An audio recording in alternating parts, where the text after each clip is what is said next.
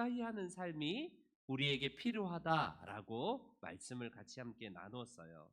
그러면 어떻게 하면 우리가 하나님을 가까이 할 수 있을까? 성경에는 몇 가지로 우리들에게 이것을 말씀하는데, 먼저는 회개가 필요하지 않나 싶어요. 우리 안에 하나님을 향한 그 마음이 좀 느슨해지기도 하고, 좀 우리의 마음이 많이 좀 추락해 있었다면 시편의 34편 말씀을 참고해서 같이 한번 들어보시기 바랍니다. 같이 한번 읽어볼까요? 시작.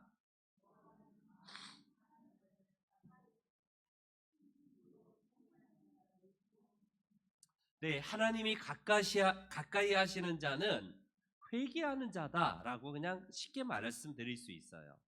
하나님께서 누구를 가까이 하신다고 시편 기자는 말씀하시냐면, 충심에 그 마음속 깊은 곳에서 통회하면서 자복하며 하나님의 은혜를 간구하는 회개하는 자를 하나님은 가까이 하신다라고 말씀을 하고 계세요. 그래서 우리 안에 늘 회개의 영으로 충만하기를 축원합니다. 두 번째, 어떤 사람을 하나님이 가까이 하시는가? 또한 시편 145편 말씀 같이 한번 또 읽어봅시다. 시작.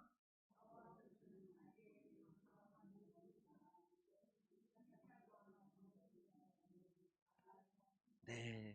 시편 기자는 또 한 번 우리들에게 하나님이 가까이 하시는 사람이 누구라고 말씀하냐면, 진실하게 간구하는, 그래서 하나님을 향하여서 그 마음이 여전히 열려 있는 진실한 기도자를 하나님은 가까이 하신다라고 말씀을 하고 계세요. 마지막으로 우리가 회개와 기도와 더불어서 하나님이 가까이 하시는 자가 누구인가? 바로 요한복음 4장의 말씀을 우리 또 한번 읽어봅시다. 시작. 네.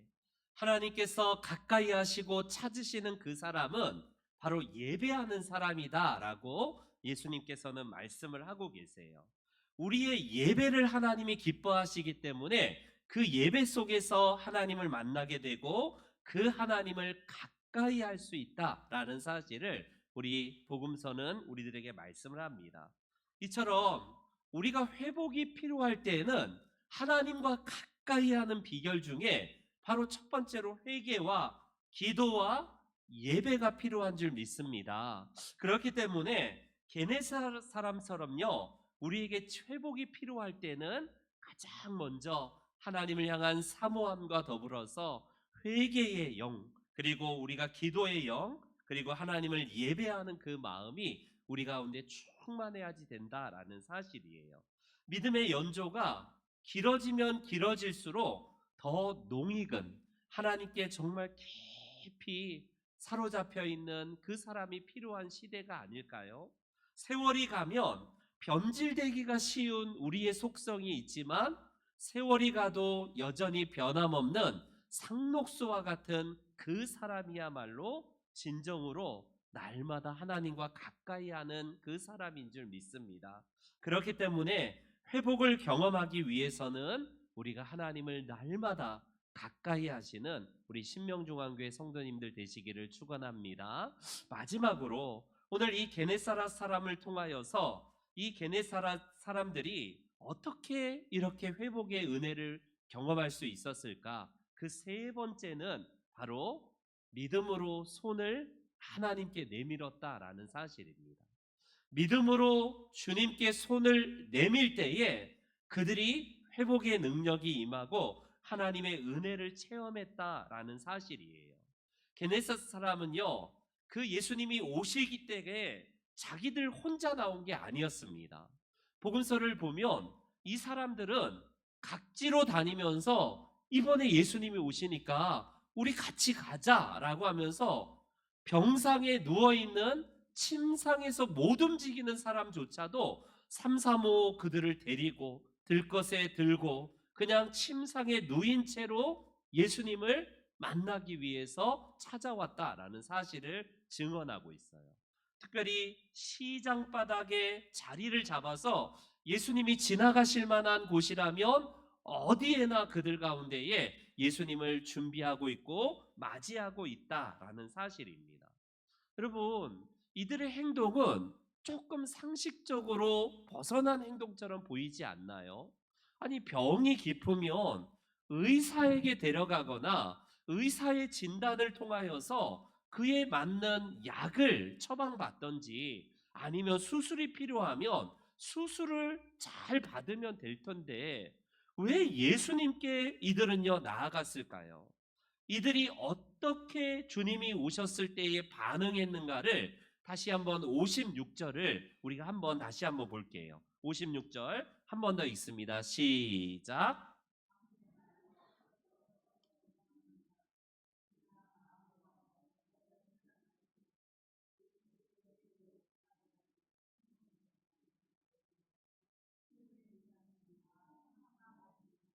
네, 게네사렛 사람들은요, 좋은 약을 예수님 주세요. 지금 비법의 약을 가져오셨으니까 그 약을 내가 먹고 나으렵니다. 이렇게 구하지 않아요. 내가 수술이 필요한 중환자인데 예수님, 나에게 수술 좀 필요한 좋은 의사를 좀 구해달라라고 사정하지도 않습니다. 그들은 예수님을 만나기 위한 그 목적이 뭐였냐면 예수님의 옷자락이라도 손을 대기를 원했다라고 본문은 증언을 하고 있어요. 여러분, 손을 댄다는 것은 그만큼 그들 가운데에 사모함이 있었고 예수님을 간절히 만나기를 원했다라는 이 사실을 본문은 증언을 하고 있습니다. 그들이 병이 예수님을 만나면 우리는 고침받을 거야 라는 이 간절함이 그들 가운데 있었고, 이 믿음을 통하여서 예수님이 지나가실 때 손에라도 그 옷에라도 손을 대어서 만지겠다라는 심산이었다는 겁니다. 여러분, 손을 내밀어서 그들이 예수님을 터치하는 순간에 어떤 일이 일어났을까요?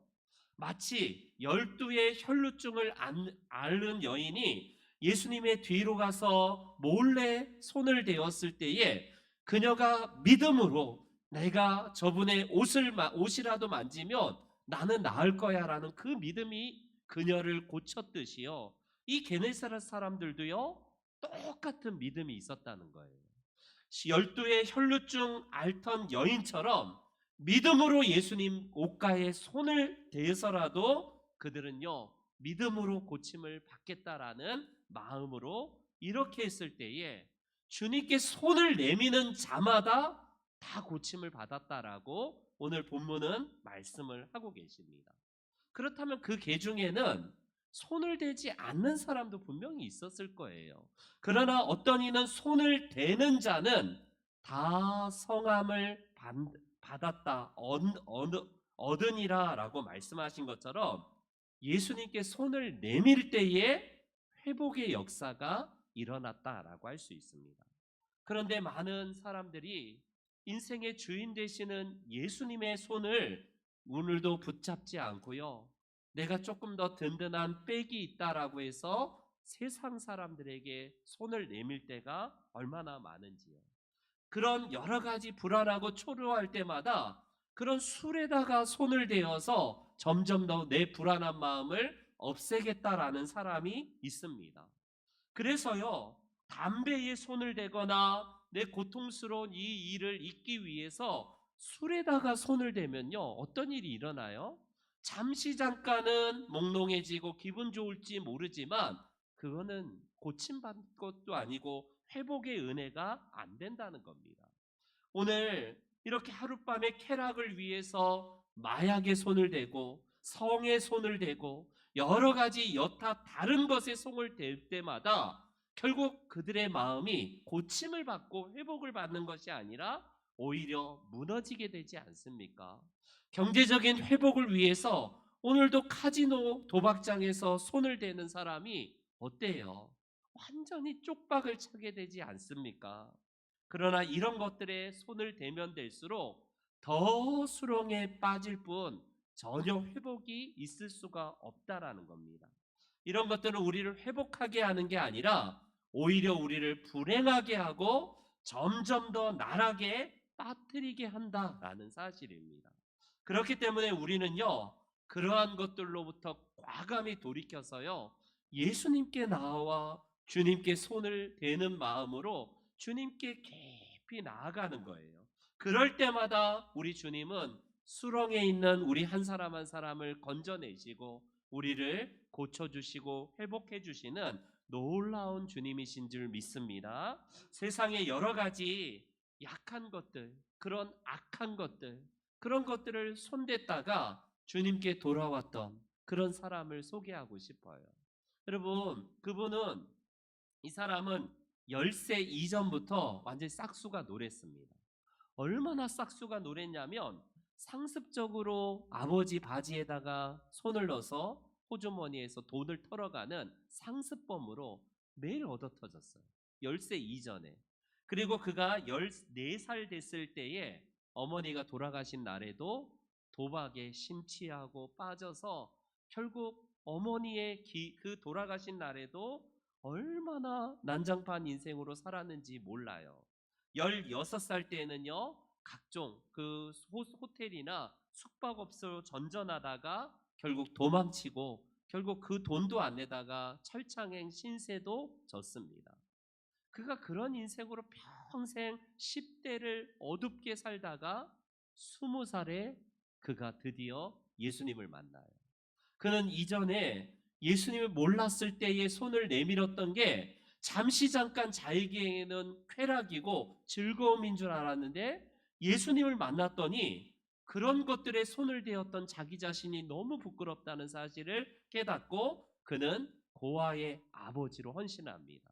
신학교에 가서 목회자가 되고 결국에는 그는 200명 이상의 선교사를 후원하는 그런 대단한 사역을 감당하게 돼요. 그리고 지구를 8바퀴 반 돌 수 있는 어마어마한 거리 42개국 300만 명의 사람들에게 복음을 전했습니다. 그는 기도할 때에 전에는 그렇게 사람 의지하고 다른 사람에게 손을 내밀었던 그가 이제는 예수 그리스도 오직 하나님께만 나는 손 내민다라고 해서 기도하는 즉시 기도의 응답을 놀랍게 받았던 사람으로 알려지기 시작합니다. 그가 평생 기도 응답을 받았던 그 내용이 바로 5만 가지, 바로 5만 가지 기도 응답을 받았다라고 해서요. 그가 바로 조지 물러라는 위대한 목회자요, 고아들의 아버지로 쓰임 받게 됩니다. 그는 평생 예수님을 만난 다음부터는 한 번도 사람에게 의탁하지 아니하고 기도하로서 먼저 하나님 앞에 아랬다고 해요. 그 고아원이 그 여러 가지 후원이 멈추고 아침을 아이들에게 먹이지 못했을 때 기도하면 갑자기 우유 마차가 넘어져 갖고 그곳에서 그냥 가까운 고아원에 가져다 주고 빵도 그냥 기도하자마자 하나님이 그를 통하여서 공급해 주시고 그는 기도할 때의 하나님의 역사를 어마어마하게 체험했다라고 고백합니다. 여러분, 하나님은 조지 뮬러만의 하나님이실까요? 그가 특별한 사람에게 그만 하나님께서 응답해 주시나요? 아닙니다. 저와 여러분들의 하나님으로서 조지 뮬러처럼 다른 사람이 아니라 하나님께만 늘 손을 내밀고 하나님께 가까이 나아갈 때에 그에게 하나님은 역사하신 것처럼요. 오늘 이 시대에도 하나님을 향한 간절한 마음으로 손을 내미는 자를 하나님은 응답하시고 회복하시는 하나님이신 줄 믿습니다.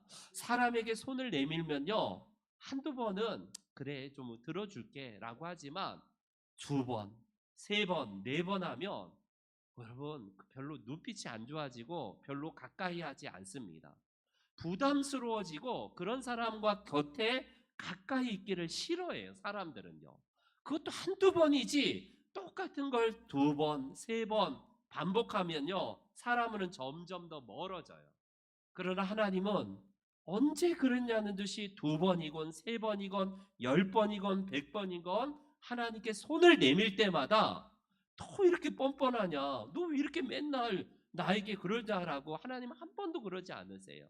그때마다 손을 내미는 하나님의 자녀들을 얼마나 반기면서 우리 주님께서 그들을 고쳐주시고 만져주시고 회복시켜 주시는지 오늘 56절 하반절을 다시 한번 보세요.